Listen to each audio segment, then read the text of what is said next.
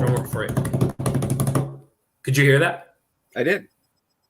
And welcome to the Midday Show. I'm Jeff Everett. He is Mark Messina.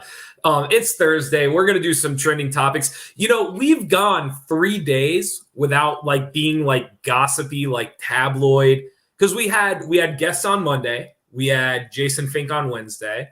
And then Tuesday, we did the very in-depth intellectual conversation about posting to social media. So we're going to catch up on all the stuff we would have talked about otherwise. So we're going to talk about Netflix. We're going to talk about Mike Tyson, Kyrie Irving, Rudy Giuliani, Wright, Will and Jada, Johnny Depp and Amber Heard. We are going to talk about, we're basically our own tabloid here for today. Is that fair to say? The Midday Tabloid is what we're going to call today's show. Before we get to all of those trending topics, Mark, how are you feeling today?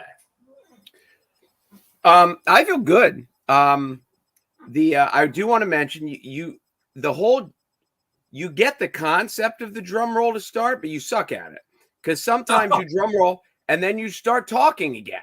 And it's like, you're supposed to drum roll right into it. Oh, look at how fast my hands are. Look at that. It's like a blur. Is that a blur on yours? Yeah, it is a blur on mine. That is, wow. I'm like a comic book character. So, anyway, and I don't know if I told you this. You remember, and I don't want to get tangent. Remember a month ago, we talked about the guy. We talked about ways of getting yourself into good habits. And you mentioned the story about the guy who just went to the gym. Yeah. Flow and didn't state. do anything. Yep. What'd you say? Flow state. Yes. So one of the things after doing that, I've always had trouble when I going to the gym. There's something you're supposed to go 3 times a week. I think it came down off the mountaintop on the stone tablet. You're supposed to lift 3 times a week. And even with good intentions, life just isn't always conducive to that. And somewhere a month ago, 6 weeks ago, I decided, how about just twice a week? Once on the weekend, I can carve out the weekends are never that packed. So I can carve out one night on the weekend and then one time during the week I have to go. And for 6 weeks, I've been doing really well. And so I mixed in on the other days, if it's I didn't go last night because I umpired a Little League game and then I watched the Celtics game. I'm not going to go tonight because I have a late meeting and then I'm probably going to watch, don't the Timberwolves play tonight? So I didn't go last night, I didn't go today. So this morning I just do push-ups.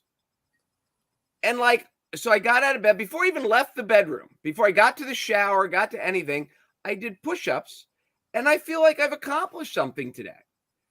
And there you go. It's one of those, what'd you call it? Flow state. It's a little life hack that I'm just I don't want to say there's more of a spring in my step, but you can lament with me on this. You know those days you get to the end of the day, you don't feel like you got enough done? Sure. So today, I will feel that way at the end of the day, don't get me wrong, but it's noon and I already feel like I got something done. I'm that way with cleaning stuff. If I clean something early in the day, I have accomplished something, whether it's the dishes in the sink or vacuuming or something. If I find that I clean something early in the day, my projection of the day is completely different. I really think if there's anything valuable that we can relay to people, it is just figuring out stupid little things like that to get yourself into good habits or into the flow of, because we always have this, what society has told us, we need to do. And if you can just get around that, some productivity is better than no productivity. And we've all gone through states where we don't go to the gym at all, or, we don't clean at all or anything like that. So, the flow state things that you talked about way back when, there's a lot to that and it can really help. A ton to it. Let's dive. Here's how I want to do the show today. I want to do it not PTI style, but similar. So we're going to hit 8, 9, 10 different things, but we're going to have to keep some of this stuff to 2 or 3 minutes. And do we have somebody keeping score and tell us all the things we got wrong? Yes, over here, I'll have Akila do that for us.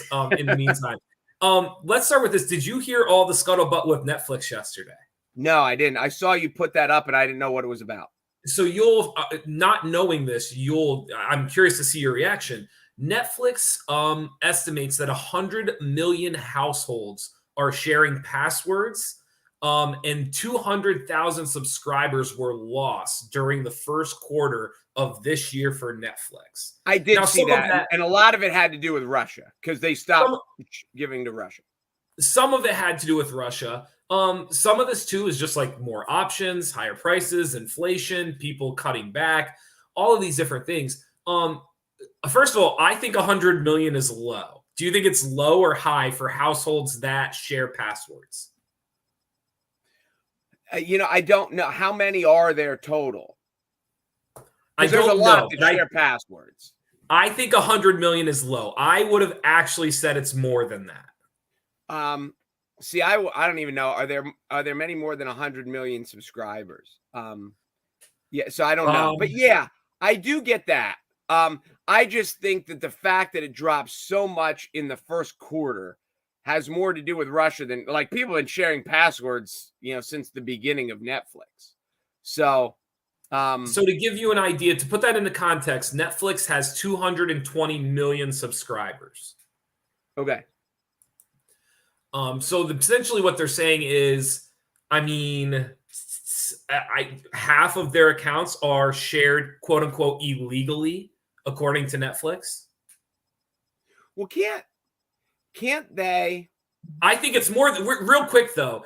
If I went through and made a list of everybody that I know that has a Netflix account, and you said to me, do I think more than half of them are sharing their password? It's not even 80% of them are sharing their password. Well, then obviously you just hang out with a bunch of hoodlums. Is that what it is? You think it's less than 50% though? See, I think it's way more. See, I don't. For young people, well, I'm sure it is. Like for old people, like I don't share my password with anyone because I just have it at the house, and like the kids are on it, and they're so depending on how old and how young you are, I guess. It's funny because I remember when the first person that told me something about if you're sharing passwords, can you be on it at the same time?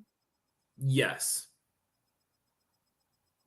Ah, okay. Then I remember the first time someone told me about sharing passwords years ago, and I was like, oh, so anyway, yeah, but I think the money issue came from Russia because they lost however many hundreds of thousands or whatever they had in Russia. And my immediate thought with that was it's easy for people here to say, oh, yes, we support Ukraine. But all of the people who hold Netflix in their stock portfolio, now they've just lost money. And are they willing to support are they willing to support Ukraine at a financial cost to themselves? And now we'll see, because in America, that's where the rubber meets the road. No, it's an interesting point. Went down almost 40% yesterday in the stock market. The last part of this, I want to make sure I'm looking for here. The last part of this, one of the people on the board came out and said that they are considering putting ads on Netflix and offering two different styles. So you can pay a premium and have the regular Netflix that you have right now, or you can pay a cheaper subscription rate and have ads added onto the platform. It would be the first time that Netflix would allow ads onto the platform. To me, that sounds like a death sentence, but who am I? I could be completely wrong. Yeah, I mean, one of the things that I had heard someone say, and I'd never thought of this before, is that in the binge watching era that we live in, that people just switch back and forth, and they subscribe to whatever Yellowstone is on, and for a month, and they binge watch all of Yellowstone. And then they cancel that subscription and they subscribe to another one and they binge watch all that they want to watch on that. And they just keep bouncing back and forth. So again, it doesn't equate to the the cataclysmic drop of the first quarter. I still think that has to do with the war more than anything else.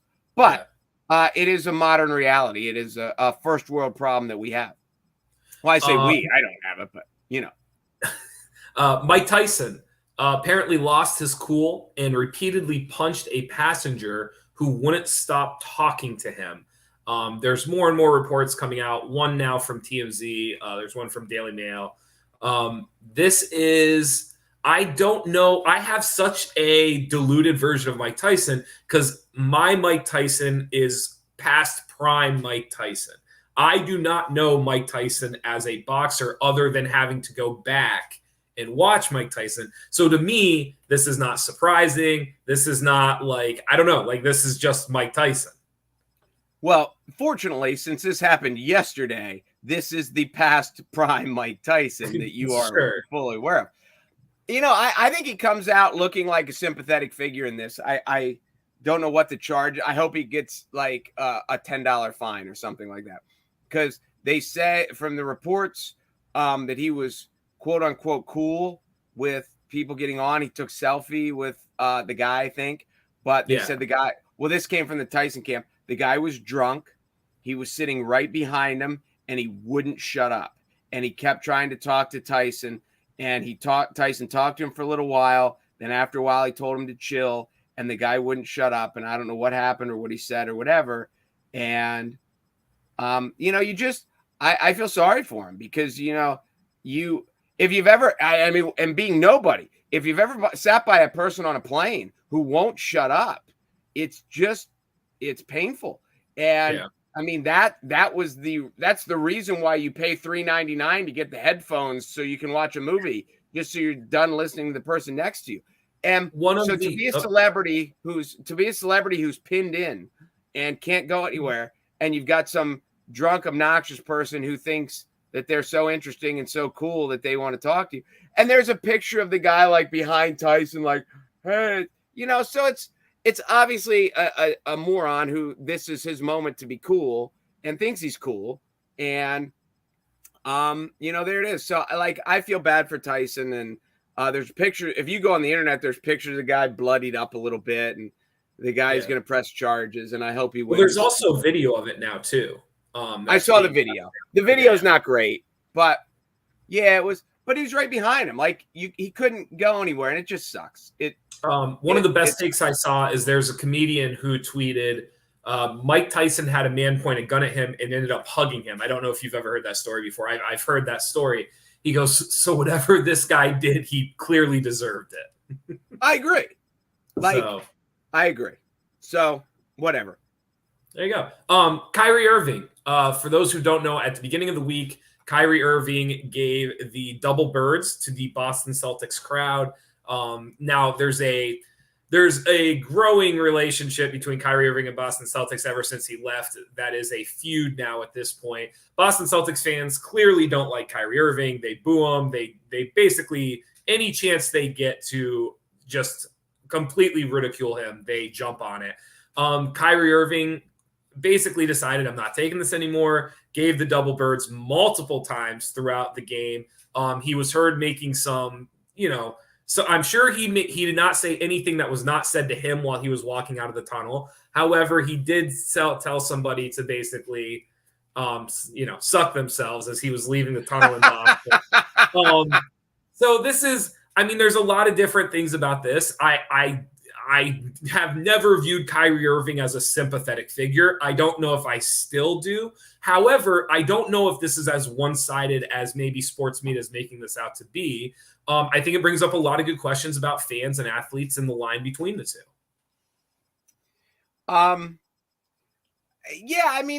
This goes right along the line with Mike Tyson. There is a level of, people believe that you pay your ticket and you can say whatever you want. And then it gets to the point where, as a human being, are you allowed to respond? And why do we really believe, because we're fans, do we really believe that as fans that we can say whatever we want to them and they can't do anything, they can't respond? So, I don't know. I'm guessing it was harsh because, as you said, they don't like Kyrie Irving in Boston. And it's not like he's done it anywhere else. It's not like so I don't know. I do think there should be a level of decency somewhere in, because he didn't do it just because they booed. Like, people said things that were directed and derogatory and hurtful and spiteful or whatever. And I mean, has everyone heard? Has all these athletes heard these things and shoot them away better than Kyrie? Yes. But does that mean that Kyrie's a horrible person because he didn't? Because he couldn't take it anymore? And he didn't punch anyone. He didn't go Ron Artest, up in the crowd. So I don't know. He was fine. He ended up with a $50,000 fine. Now, he did play last night in game 2 after doing that in game 1 earlier in the week. There was somebody had brought up the point. There was the football broadcast with Eli Manning. Eli Manning threw up the double fingers during the broadcast, kind of like lightheartedly, however you want to call it. However, he threw up the double fingers on national TV. Kyrie Irving didn't even necessarily do it on national TV. In a weird way, like, national TV just kind of caught him doing it because he was like on the sideline when he did it and everything else. So there are people kind of saying, like, is there a double standard? Like, Eli Manning can throw up the double fingers. Kyrie Irving can't. Kyrie Irving gets a $50,000 fine. Eli Manning keeps doing his show. So I think it's a fair question. I don't know if I totally agree they're the same, but I think it is like a worthwhile discussion. Well, first of all, the difference is Peyton Manning kept doing his show and Kyrie Irving kept doing his show. Like, Kyrie got to play. The only difference is a $50,000 fine, but the fine came from the NBA. Like, who should fine Eli Manning? It should be, he's a retired NFL player. He's doing a broadcast on ESPN. Either ESPN fines him or who else is going to fine him? The FCC? Like, it's a cable show. I don't know. But I think I'm sure they're going to say the difference is, people are going to go to the white-black aspect. If you didn't see the Eli Manning, or if you don't remember it, he was talking about what it was like as a Giant going to play in Philadelphia. And he said, you walk out of the tunnel and you got 9-year-old kids yelling at you and giving you the double middle finger. But when he told the story, he gave the double middle finger. But he was telling a story that was lighthearted and funny and talking about. So Kyrie did his in anger, but I don't know. It would have been unfortunate if Kyrie hadn't got to play. I think it would have been a bad gesture, because then they would have also told visiting crowds, or home crowds, do whatever you can to get under the visiting guy. And if you get him to react, he's going to get suspended, which isn't a good way for the NBA to go about it. So my question to you is on a different Kyrie tilt. When you think of Kyrie, do you think super player or super weird? What's your initial Pavlovian reaction? It's funny. I always thought Kobe Bryant was really weird. I thought he's obviously one of the greatest 10 players to ever play, but I always thought he was super weird. Until Kyrie came along, and now you know what weird is. But I think where I'm going with that is, like, I think you could look at a lot of these guys and you could say they have a quirkiness to them. They have a social awkwardness to them. You have to have some tunnel vision to you to be this good. If someone wanted to say Michael Jordan was weird, I'd be like, kinda, yeah. Like, he was weird. He wasn't like anybody else. So, like, do I think Kyrie Irving's weird? Yes. I think he's really weird. But I also think, like, a lot of these dudes are weird. I think you have to be a different kind of cat to, like, accomplish what these people accomplish. And I get what you're saying. But on the weird scale, name me, Rodman was weirder.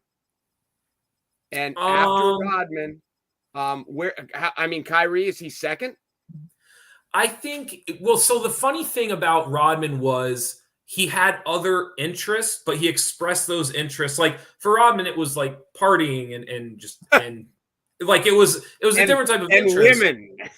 But those are, like, in a weird way, though, those are still interests. Like, those are other hobbies or passions or things you want to do. Like, just because it's partying doesn't mean it's not something else he's interested in.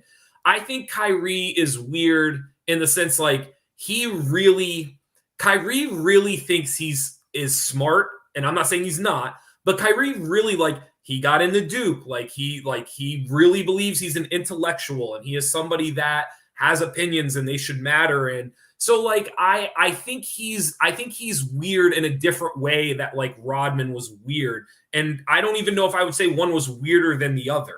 I think they both have very unique aspects of what makes them them.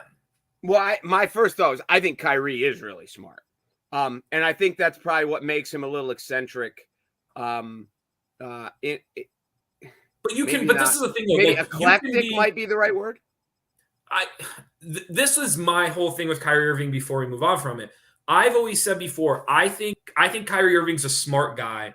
I think he's somebody, though, that in his world has probably never been told he can't do something. And when he tries to cross it over from basketball to other aspects, sometimes it doesn't always sound great. Like it doesn't always come off correct because he's not a philanthropist. Like he's not a human studies major. Like he's trying to be this word to the wise in these other categories that he has no experience actually being in. He's just interested in them. And I'm the same way. I'm interested in a ton of stuff, but I don't have a platform where like 100,000 little kids listen and hang on every single word I say. So when I say the earth is flat, like all these kids are running around thinking like Kyrie Irving said the earth is flat. And it's just, I don't know. He's in a very unique position. I think he's a weird dude. I'm not a huge Kyrie Irving fan, but I also don't think he like is bad for the world. No, and I get it. And when you said like, he's never, I don't remember what your exact phrase was, but when like he was never told anything he couldn't do or something along those lines. Well, when like growing up in his life, if the two things that he did most as a kid were go to school and play sports, he probably was good at everything. You know, he's good at school. He was good at sports. So life came very easy to him. So I can understand that. I just watching him play a little bit last night, it just reminds me of like, wow, he's really, really good. And he's unbelievable. You kind of get all this eccentric stuff out there that he's I get what you're saying that they're all a little quirky, but he's different than most of them. And sometimes it gets lost in just, at least to me, how good of a player he really is, because he's really good. More so, like, I think if you would have asked Michael or Kobe or even LeBron, like if you ask a lot of these guys and you said rank the things you want to be called, most of them would say they want to be called a great basketball player first and foremost. And there's no arguing that. If you ask Kyrie, he will try to sell you that basketball is the 10th thing that I do. And I'm a philanthropist and I do this and I support my culture. And it's like, yes, but like your most gifted thing is basketball. And you can fight against that and you can try to make that's not why people love you, but that is why people love you. Because if you couldn't do that, then all of the other extracurriculars aren't like, you're just a person. You're not so. Yeah, I totally get what you're saying. When you said if you ask Barkley what he'd like to be called, I think his first answer would have been Chuck. Yeah, no, there's probably some truth to that. Rudy Giuliani, you brought up the Rudy Giuliani thing. I did not see it. Did it go live? It went last night, the Masked Singer. Okay. Did you watch it? Have you seen the clips? I did. I saw the clip of it. Ken Jeong got up and walked off. Okay. And I think one other judge did as well. Yeah, I'm not sure. I mean, this is an aspect where I don't know. I think this is in our society, and no matter what your political views are, obviously Rudy is he's very in bed with Trump. So you either love him or you hate him because there's kind of no middle ground. And, but they asked him why he came on The Masked Singer. And I don't know if this is genuine or scripted, but he gave a great answer. He said, my granddaughter loves the show. He goes, I've liked the show. And I wanted it. This is far away from my personality and my character. And I wanted to show my granddaughter that you should try lots of things, even if it's something that's out of your comfort zone. That's not exactly what he said, but that's the gist of what he said. And it was a great answer. And whether it was scripted, how long he thought about it, whatever. And I get that people have strong political opinions. And, I respect the fact that, Ken Jeong is, Rudy Giuliani's been disbarred, or his license has been suspended in New York and Washington, D.C. and lots of things. But still, it's like it's a TV show. It's an entertainment show, and you should be allowed to like if we can't get along on The Masked Singer, where can we get along? There has to be common ground. He's not Adolf Hitler. He's not Mao Zedong. Like, he was. So no matter how liberal you are, no matter how conservative you are, you should be able on The Masked Singer or on America's Got Talent or American Idol to get along with the person next to you, or sitting in a bar watching a game. You should be able to get along with the person next to you. And I that's the unfortunate thing, I think. I literally have nothing more to add to it. I very much agree with your point. So Masked Singer was supposed to bring he sang something really. He sang. It was something like Bad to the Bone or Born to Be Wild or Taking Care of It, or one of those like classic like rock songs. Yeah, it was. He didn't do a croonerish thing. He did. So I thought, from that aspect, I thought he picked a cool choice because it doesn't seem, if it was Bad to the Bone, which it might have been. It was Bad to the Bone. Yeah, like that's a fun choice for him too, because you would think like he would do something, Sinatra or Tony Bennett or something like that. And then he did Bad to the Bone from Thorogood. So anyway, that's that. The King, what's his name? Ken Jeong. The Ken Jeong reaction is actually, you almost have to see it. Well, we might talk about this on another show because the reaction to it is, I don't know. I don't know if I ran into Rudy Giuliani, like I might pull him aside and be like, listen, bud, like let's talk about some of these things. But I don't think my reaction would be like, I refuse to talk to this person. No, like I don't know. I don't know. I do. And no, you should start it by saying, listen, I'm the co-host of an almost Emmy-nominated show, so you should listen to what I have to say. Right. The shocker of Jay Wright retiring from Villanova basketball. My son showed me this. Yeah, how about I was just going to say.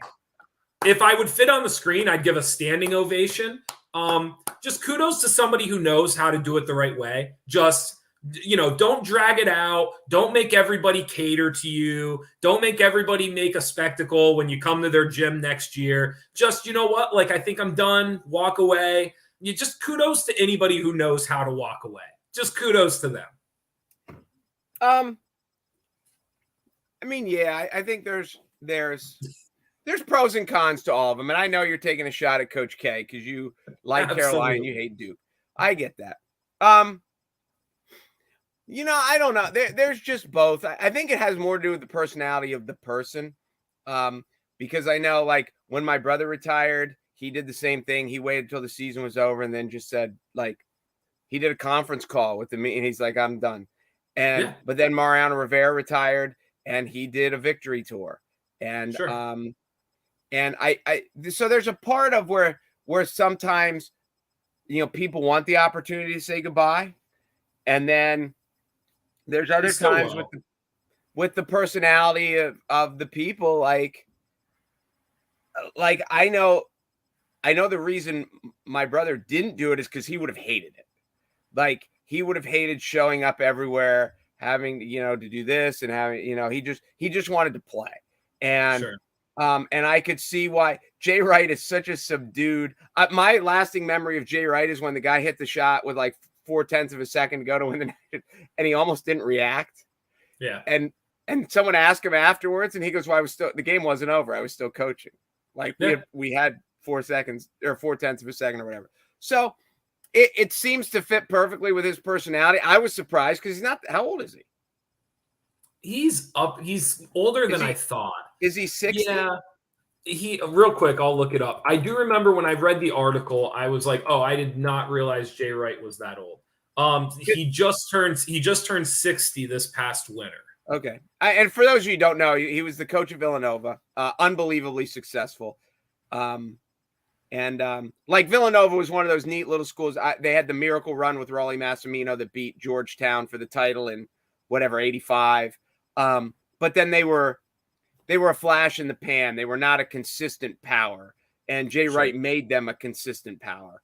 And another sneaky thing about Jay Wright that a lot of people forget is he was a Bucknell graduate. I was a think, Bison. I did know that. Yep. So little NCPA tie there to down there in Union County. But yeah, I was surprised to see him go to. My son showed me on his phone. He did one of these. And I was like, are you serious? Yeah. Look at that. Yeah. Oh, there So we just kudos to Jay Wright on not only a great career, but just reminding everybody how a Hall of Fame basketball coach can just walk away and not make us, drag it on for 365 days. Just here we kudos go. to him. Like Dean Smith didn't do that. Kudos to him. Will and Jada, there are rumors, and these are all rumors, about a divorce. I don't even know. I don't know. Do you have any thoughts on a Will and Jada divorce at this point after everything we just talked about? Well, I'm not surprised that there are rumors. Whether there's any speculate, or any truth to it is, whatever. But it's, just the way they're, I could see one of these talking head shows like ours, not as popular as ours, but that someone just firing out a speculation that, hey, they've been through so much and it wouldn't surprise me if they got divorced. And then as that, as that got transferred on and on and on, that it went from it wouldn't surprise me to all of a sudden someone's like, I heard they got divorced. So, whatever. I hearing what I've heard about them and all the things that like they're going to stay forever and they have their relationship and with their kids and all that stuff, it would surprise me unless all they were saying was lip service. But we hear lots of people give lip service. So the quote from the magazine article, quote, ever since the Oscars scandal, tensions between them have been palpable. There have been problems for years, but they're barely speaking as of right now. That was a source close to the family told to Heat Magazine and OK Magazine. So this could be it. Could be done. Well, I will say this. One of the, as I look back on what happened, one of the most interesting things from my standpoint is that Jada has basically said nothing. She gave one generic quote about peace and harmony and things like that. She did not defend Will. She did not chastise Chris Rock. She did not chastise Will. Like she has said, as all these things have happened to Will, he's out of the academy. He's suspended for 10 years. He's all these things. She has not said anything. So right. From that aspect, I think the silence is kind of deafening, because if it was like if you did that, like your girlfriend would say something along the lines of, yeah, he was out of line, like he was defending me, but we're sorry that it happened, blah blah blah, but I love him and we wish it didn't happen. You'd say something more than what Jada said. And yeah, probably. So that is interesting, but I don't know. I'll believe it when I see it. They also added, if they were to split, Will has a fortune right now at just above $350 million that Jada would be entitled to half of under California law. So they're saying they've been married for 100 years. I mean, they've been married since the 90s, right? I would assume. So this could be essentially. So what they're saying is this could be one of the ugliest divorces in the history of California, if not the history of ever happening, having to split $350 million between a couple that just happened on national TV. Okay, so let's look at it this way. And maybe this is what just being a normal schlep we can't relate to. But obviously she was successful. Obviously he was more successful. But it's not like Jada Pinkett was broke on her own.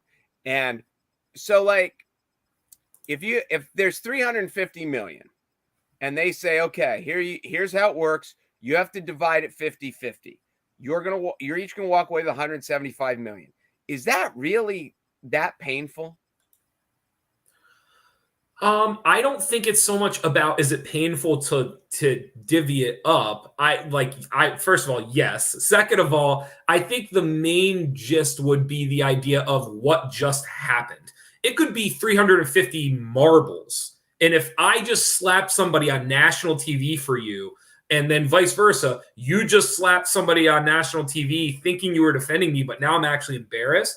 How you would divvy up anything could be a disaster. I think tensions, based off of what just happened, I think tensions are, I would imagine they're ridiculously high right now. Okay. And you make a good point. This isn't from an affair. This isn't from what's that term? Unreconcilable differences. This is from him coming to her defense. And now she's pissed because he can't. I get your point. I guess my general at as basic level as it is, like, she's still the mother of your kids. You've been through a lot, but there was whatever. Like, you take 175 million, go have a good life. She takes 175 million, go have a good life. Like, I just don't see why that can be that hard. Even if he looks down and breaks through it and says, of this 350 million, I earned 320. Like, whatever. Your kids are going to inherit it anyway. Like, you ain't spending it. Any thoughts? Have you kept up with the Johnny Depp Amber Heard trial at all? No, it's funny you put that up. All I know is, this is my one take from it. I've just heard over and over that Johnny Depp is speaking very, very slowly. Where did you hear that? Or where did you Have you see seen any of the clips? No, I personally haven't seen the clips. I've only read about it. Oh, apparently the jokes that I've heard was Johnny stoned when he went up. He's talking incredibly slowly. Like, I've seen him I've seen him on 21 Jump Street. Like, he talks faster than this. Those are the jokes I've heard. But I don't know. I've heard a lot of people make fun of this court case, and it's not all that funny, I don't think. But anyway, be that as it may. No, we might. You know what though? I might actually save it for us because there's going to be more. Like, I know yesterday and the day before, Depp actually got to testify. I don't know if he's done testifying or not, but this might be something where you and I get like a day to read into and stuff, and it would be a good conversation. So let's hold off on the Johnny Depp and Amber Heard one. I don't know. I'm interested. It's unlike anything else that you are kind of reading about right now. Because I think Johnny Depp, obviously, I personally, I think he's going to win. I don't even think it's a question. I think it's just a matter of what happens to Amber Heard at this point. But that's just my opinion. Well, I did read one thing, and again, this is a message probably on a Facebook thing or something that says, I can't wait to see her testify because she's crazy. Now, that's just from one person, so I don't know. I know very few of the details, but it was basically kind of along the same things that that Johnny's going to win, and it just, where does it go from here? But it's, I don't know. It's, I think to spin this back to the Kyrie, Johnny Depp is incredibly talented. He also comes across a little bit of a weird guy. Now, I know in the Hollywood world, as someone explained to me, when your profession is to pretend that you're someone else, it's just kind of, you have to be a little different to be good at it. So I get that. But this is, I'm a Johnny Depp fan, so this is unfortunate. Yeah. All right. Let's end it there. Anything else that people need to know before they go out on their Thursday? I do want to throw this out. Do you know today is the 6th year anniversary of Prince's death? Oh, no, I did not know that. So that's a sad day for my generation. It's a very sad musical day. Also, Miguel Cabrera has 2,999 hits. They play the Yankees. It's either this afternoon. They might be playing now. Okay. And I was going to look it up before we started, and I forgot. Yes, it is. It is fantastic. There aren't 30 maybe. However many guys. I think Pujols was the last one. It's hard. When you figure 200 hits a season for 15 seasons. Right. Get you there in 200 hits in a year is a lot. 3,000 hits is a lot of hits. He's also, I don't know if I mentioned this the other day. He needs one more hit and then one more double. They don't have to come at the same time. Right now, there are two players in baseball history to have 3,000 hits, 500 homers, and 600 doubles. It's Hank Aaron and Albert Pujols. So when Cabrera gets one more hit and one more double, he is going to join Hank. Anytime you're on a list with just Hank Aaron and Albert Pujols, you're pretty good. So he's played for the Marlins and he's played for the Tigers. So he's done it through a lot of baseball obscurity. But Miguel Cabrera about to reach some very rare air in baseball history. Nice. Interesting. Just glad the snow melted. Yeah, we played last night. Like the Little League field was in good shape. Considering 48 hours ago it was covered with snow. Right. It was good. We're good. Nice. Good stuff. Well, thank you guys for watching the Midday Show. Be sure to go to NorthcentralPa.com for all of your local news. We will be back tomorrow with some other topics. I'm trying to think if we're forgetting anything as far as I know we were going to talk about the Don't Say Gay bill.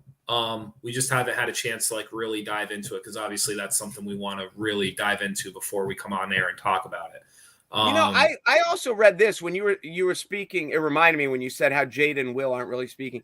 I just heard a talking head that said Mitch McConnell and Donald Trump have not spoken since Trump left office.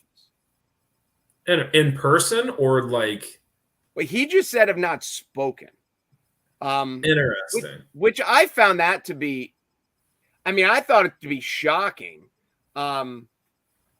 Because if that's true, that would indicate very bad blood. Now, what happens come election time, we'll see. Because as they say, politics makes for strange bedfellows. But that surprised me immensely, if that's true. Now, again, this was a reporter on one of the news. This isn't a post. This is like a professional political reporter. I don't remember who it was. But I thought that was interesting. Yeah. Huh. That might be something else to look into too then. Yeah. There we go. All right. Well, enjoy your wooden panels in your den. I call it a den. You call it a basement or a den? In Montoursville, it's just a basement. Okay. You don't have dens in. No, we don't have dens. Yeah, that's it. So who's winning tonight? Who you got? I have to look and see who the actual schedule is. So the games last night were great. I watched a lot of the Celtics. I didn't see any of the other games. It's Golden State's tonight, I think, and the Minnesota Memphis is tonight. Last night was you had the Sixers buzzer beater to win it. It also went to overtime, and then you had the Celtics came back from 17 down to beat the Nets, and then the Bulls upset the Bucks. The Bulls are like one or two calls away from being up 2-0 and going to Chicago for a home stretch against Milwaukee. So that's a 1-1 series that easily could have been a 2-0 series in Chicago's favor. The basketball playoffs are a little more competitive than I think people expected them to be. I didn't see any of that game. I read the box score. What's his name had 41. I just thought Chicago purely from the box score, Chicago shot it better than they should have, and they won't be able to keep that up. And who am I missing? DeRozan had 41. Yeah. But it will be interesting because it is. You look at it. Milwaukee's defending champion, but they're 3-6. They only had like 5-win difference during the regular season. So it's not on paper, it's not as lopsided as you would assume it would be in a first round 3-6 with a defending champ. And Chicago does a lot of things that are playoff. They're really good at isolation. They're good when the game slows down. Defensively, they have a lot of wings and guards that can stay in front of people. Like, they do a lot of things that in season aren't necessarily like great, but once the playoffs happen, like these are things that really matter. And Chicago does those things very well. And Billy Donovan doesn't suck. No, he does not. All right. Thanks again for watching the Midday Show. I'm Jeff Everett. He's Mark Messina, and we will see you mañana.